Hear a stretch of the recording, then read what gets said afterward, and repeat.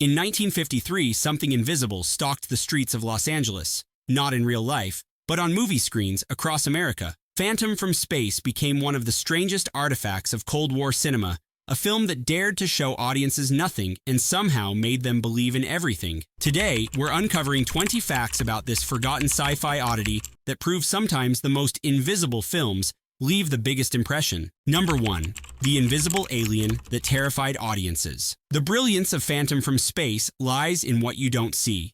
The alien antagonist arrives from the cosmos, sheds its bulky spacesuit, and becomes completely invisible to the human eye. This wasn't just a budget-saving trick, it tapped into primal fears of the unseen threat. In 1953, with Cold War paranoia at its peak, the idea of an enemy you couldn't see resonated powerfully with American audiences.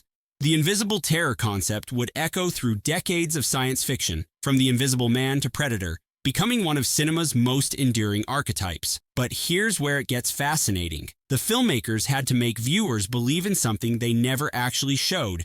No creature suit reveal, no glimpse behind the curtain, just pure imagination and suggestion. Theater owners reported audiences pointing at empty spaces on screen, convinced they'd seen something move in the shadows.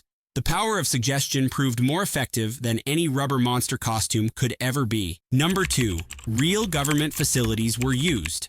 To add authenticity to the shoestring production, director W. Lee Wilder secured permission to film at actual U.S. government communication buildings and weather stations scattered around Los Angeles. This wasn't easy in 1953. The government was notoriously protective of its installations during the height of Cold War paranoia. Somehow, Wilder convinced officials that a low-budget science fiction movie posed no security risk. For audiences watching in theaters, seeing real radar equipment and official-looking facilities made the impossible seem plausible. These weren't Hollywood mock-ups built on sound stages. These were the actual installations tracking real aircraft and weather patterns over Southern California, the same equipment monitoring for Soviet bombers. The documentary-style approach was revolutionary for B-movie sci-fi, lending credibility that most monster movies never achieved. Viewers couldn't tell where reality ended and fiction began, which was exactly the point. The government facilities gave the film an almost newsreel quality, as if cameras had simply been present when the unthinkable happened. This blurring of fact and fiction would become a hallmark of paranoid 50s sci-fi. And wait until you hear what other corners the production cut. Number 3. The alien's suit was recycled. That distinctive bulky spacesuit with the round helmet that appears in the film's opening? It was borrowed and modified from rocket ship XM, which had premiered 3 years earlier in 1950 as one of Hollywood's first serious space exploration movies. Hollywood's early space race meant costumes got passed around like hand-me-downs between productions, with studios renting out their prop departments to competitors. The art department simply repainted it, added a few modifications like different chest panels, and modified the breathing apparatus. And suddenly, it was an entirely new extraterrestrial visitor from a different corner of the galaxy. This kind of recycling was standard practice in the B-movie world, where every dollar had to stretch as far as possible. But it created an unintended cinematic universe where different alien species apparently shopped at the same intergalactic tailor. Number 4. Shot in just over a week.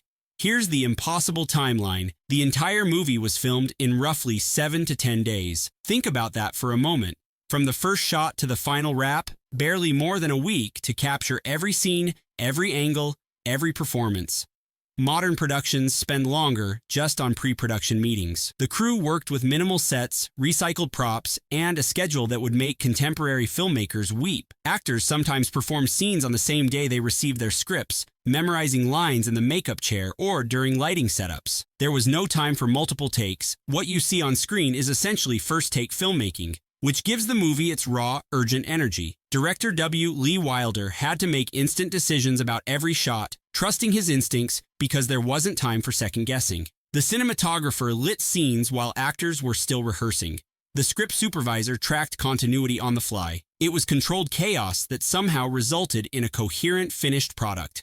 Number 5. The director never met the composer. W. Lee Wilder, the film's director, reportedly never met his composer face-to-face.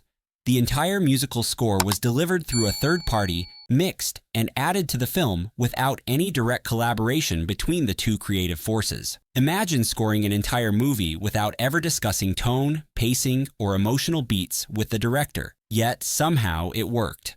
This hands-off approach was bizarrely common in low-budget productions of the era, where composers worked in isolation, essentially scoring blind based on rough cuts and written notes. Meanwhile, the marketing team was cooking up their own creative fiction. Number 6. It was marketed as a true story. The promotional campaign went bold with a strategy that would be considered completely unethical today. Posters and newspaper ads teased that Phantom from Space was based on actual events involving mysterious radar interference and an unidentified flying object sighted over California. Pure fiction, of course, manufactured entirely by the marketing department, but in the UFO-obsessed early 50s, audiences ate it up without question. The Roswell incident from 1947 was still fresh in public memory, generating conspiracy theories that persist to this day. Flying saucer sightings made regular headlines in respectable newspapers. The Air Force's Project Blue Book was actively investigating UFO reports. The line between science fiction and supposed reality had never been blurrier, and studios exploited that confusion ruthlessly. The marketing played perfectly into Cold War anxieties about threats from above. Newspaper ads included mock official reports and witness testimonies that looked like legitimate news coverage. The campaign worked brilliantly, drawing audiences who genuinely believed they were about to see dramatized documentation of real events. When the truth came out, nobody seemed to care. They'd already bought their tickets. Number 7. Billy Wilder's shadow loomed large. W. Lee Wilder lived in the shadow of his younger brother, Billy Wilder, one of Hollywood's greatest directors, responsible for classics like Sunset Boulevard and Some Like It Hot. Critics couldn't resist the comparison, noting that Phantom from Space felt like Billy's serious storytelling instincts trapped inside a B-movie budget and schedule. The brothers reportedly had a complicated relationship, with W. Lee always fighting to establish his own identity in an industry that kept measuring him against his legendary sibling. But the science in his film tried something unusual. Number 8. The alien breathes methane, not oxygen.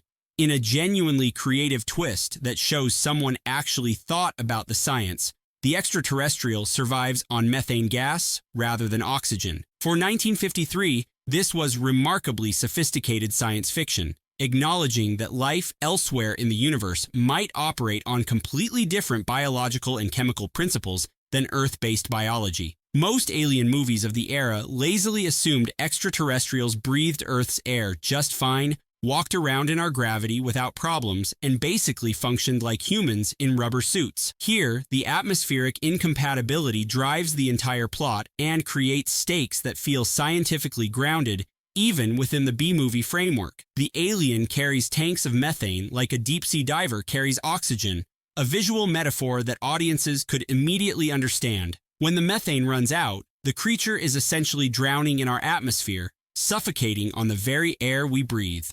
This reversal, making Earth's atmosphere the hostile environment, was conceptually brilliant. It forced audiences to see our world through alien eyes as a toxic planet, where the dominant life forms breathe poison. The film even includes pseudo-scientific dialogue explaining methane-based biochemistry, giving characters technical discussions that sound plausible even if the actual science is questionable. This attention to biological detail was unusual for the era and elevated Phantom from space above typical monster-on-the-loose stories. Number 9. The police radios were real LAPD equipment. Director Wilder managed to borrow actual radio equipment actively used by the Los Angeles Police Department, giving the communications scenes surprising authenticity that elevates them far above typical B-movie police procedurals. You're not just hearing generic police radio sound effects created on a soundstage, you're hearing genuine LAPD radio chatter, the real coded language and communication protocols used by actual officers patrolling Los Angeles streets. The equipment itself appears on screen, authentic down to the knobs, dials, and worn surfaces that come from daily use. This documentary approach elevated scenes that could have felt cheap or staged into something that feels observational, almost like newsreel footage. The production essentially got official cooperation from law enforcement, which adds another layer to that based on true events marketing angle. How did a low-budget sci-fi production convince the LAPD to loan out active equipment? Probably through personal connections and the same persuasive skills Wilder used to access government facilities. Number 10. The alien dies from exposure to air.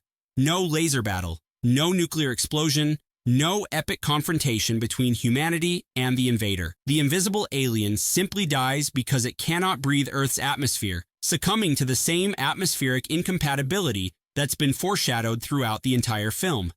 After running out of methane, it suffocates on our oxygen-rich air and quietly expires without fanfare or drama. This grimly realistic ending confused and disappointed many viewers, expecting a typical monster movie climax with explosions and destruction.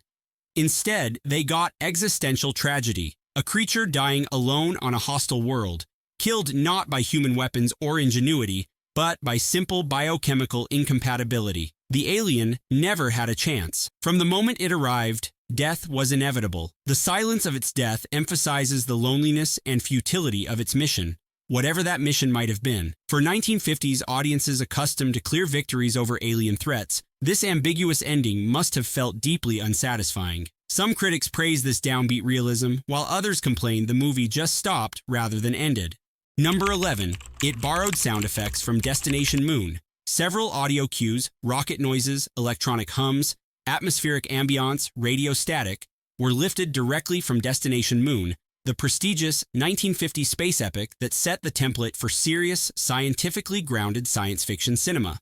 Sound libraries were freely shared among low-budget productions, creating an unintentional sonic continuity across different films from the same era. Studios maintained archives of sound effects that got licensed and relicensed, mixed and remixed, until the same audio elements appeared in dozens of productions.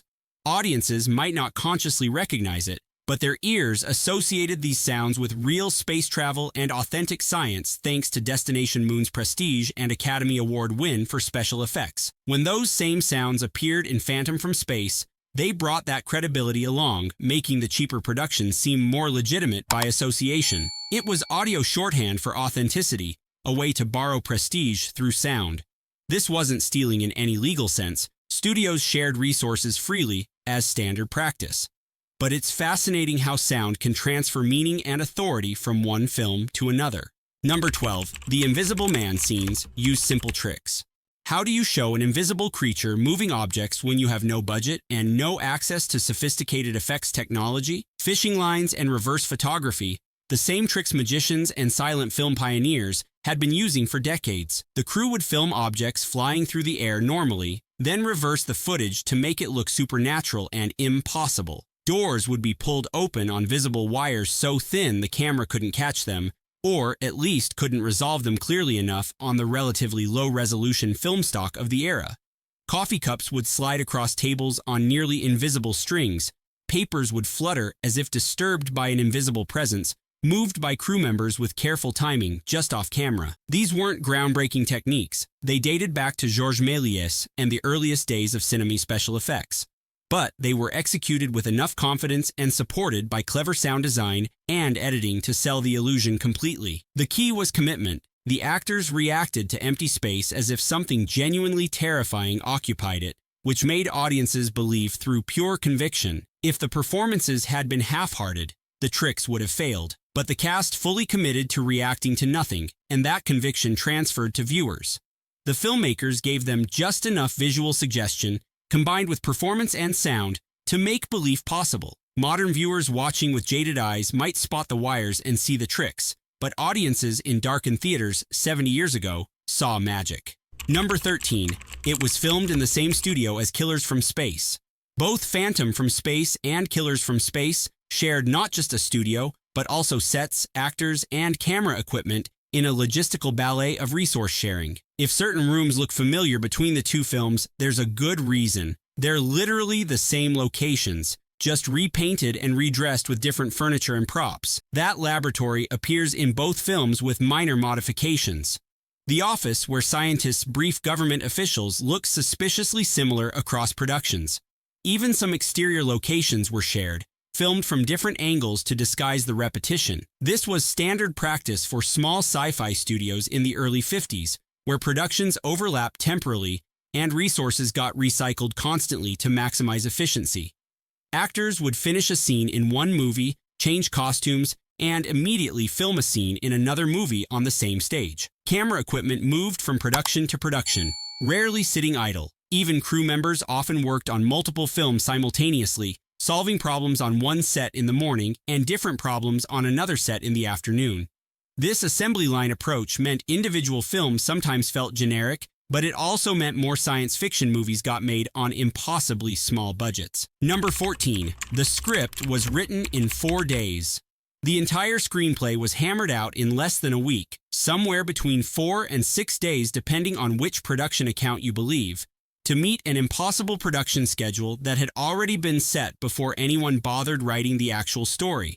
Why does the alien come to Earth? Never clearly explained. How did it get here? Glossed over. What was its mission? Ambiguous, at best. Why doesn't it try harder to communicate? Unclear. The script has the feel of a first draft that went straight to production because that's exactly what it was. But these flaws later became cult favorites among B-movie enthusiasts, giving the film an unpredictable, dreamlike quality that more polished scripts might have lost. The narrative illogic creates an atmosphere of disorientation and paranoia that accidentally serves the story. When you're watching a movie about an invisible alien, maybe it's appropriate that the plot itself feels slightly unreal and disconnected from normal logic. The rushed writing also meant scenes were probably written just days or even hours before being filmed, which explains why actors sometimes seem uncertain about their characters' motivations.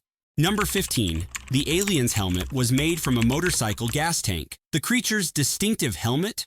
A repurposed metal motorcycle gas tank combined with household plumbing parts and some creative painting. Art designers worked with whatever they could scavenge, turning junk into science fiction iconography. This DIY aesthetic runs through the entire production. Nothing was built from scratch when something could be repurposed, reused, reimagined. It's filmmaking as resourceful improvisation, where creativity matters more than budget. But the final scene made an even bolder choice. Number 16. There's no music in the final scene. As the alien dies and the story ends, something unusual and unsettling happens. The music stops completely, just wind, static, and silence. The absence becomes oppressive, forcing audiences to sit with the weight of what they've just witnessed without emotional guidance or manipulation from the soundtrack. For 1950s science fiction, this was genuinely radical. Happy moments got cheerful strings, scary moments got ominous brass, dramatic moments got full orchestral swells. Music was the emotional language of cinema, guiding viewer reactions with Pavlovian precision. Instead, Phantom from Space gives them emptiness, a void that emphasizes the alien's lonely death on a hostile world far from home.